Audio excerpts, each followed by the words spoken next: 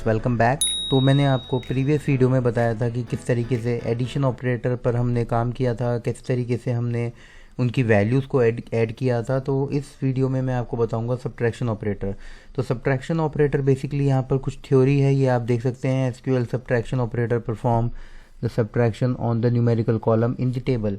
सबको पता ही है एडिशन करेंगे तो ऑब्वियसली बात है सब्ट्रैक्शन भी बेसिक रूल के साथ ही चलेगा, यानी कि वो भी कॉमन होता है। तो यहाँ पर बस डिफरेंस वो है ऑपरेटर का। जो भी हम सब्ट्रैक्शन ऑपरेटर लगा रहे हैं कंडीशन सेम रहेंगी, जैसे कि आपने पिछले वीडियो में देखा था। अगर नहीं देखा है तो आप प्लीज़ एक बार वीडियो पे जाके एक बार उसको आप ज़रूर देखें कि अरिथमेटिक ऑपरेटर पर मैंने किस तरीके से ऑपरेटर को अप्लाई किया था।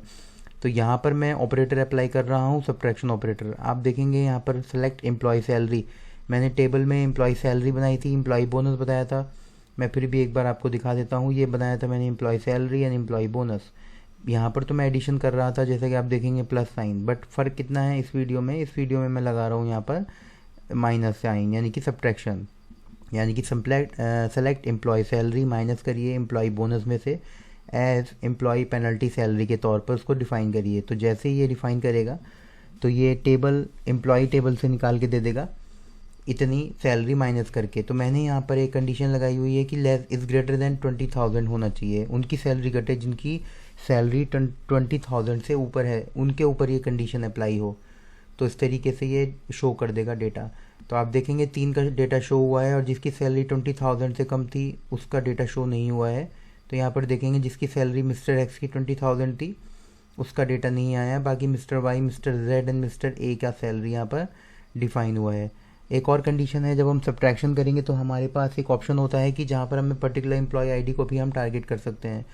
Even select employ salary minus employ bonus as employ penalty salary from employ where employ ID is equal to 4। तो employ ID is equal to 4, यहाँ पर देखेंगे टेबल के अंदर क्या है हमारे पास, employee ID is equal to 4।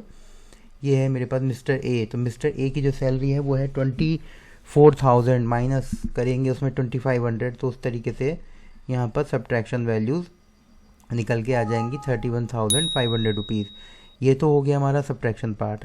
अब हम आगे बात कर रहे हैं मल्टीप्लिकेशन की। तो मल्टीप्लिकेशन बहुत ही सिंपल है, बहुत ही इजी है।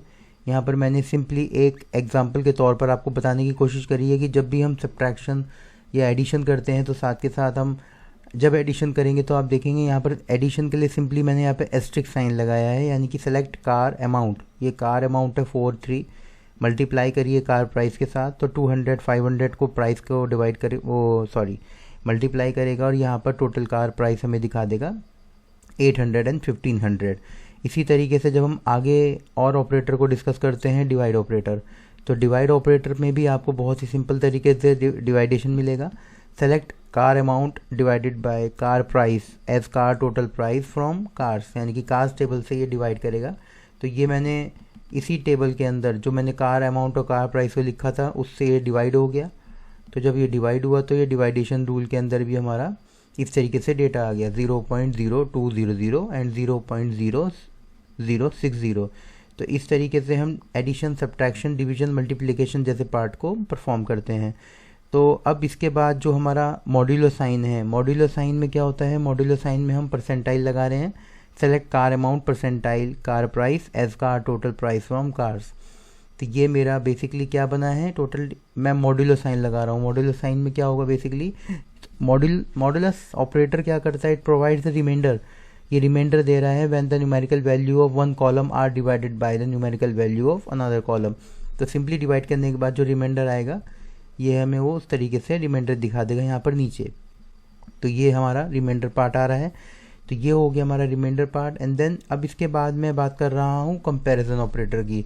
तो नेक्स्ट वीडियो में मैं आपको किस तरीके से हम कंपैरिजन ऑपरेटर को अप्लाई करेंगे अपने एसक्यूएल के अंदर, वो हम अगले वीडियो में सीखेंगे। तो अभी मैंने आपको जितने भी एसक्यूएल ऑपरेटर्स के बारे में जो भी डिस्क्रिप्शन था वो मैंने आपको एडिशन, सब्ट्रैक्शन, डिवीजन, मल्टीप्लिकेशन चारों में आपको बता चुका हूँ। एक बार आप इसको ज़रूर करके देखें अपने सॉफ्टवेयर, अपने एसक्यूएल या वर्क बेंच पर जो भी आप डेटाबेस सॉफ्टवेयर यूज़ कर रहे हैं।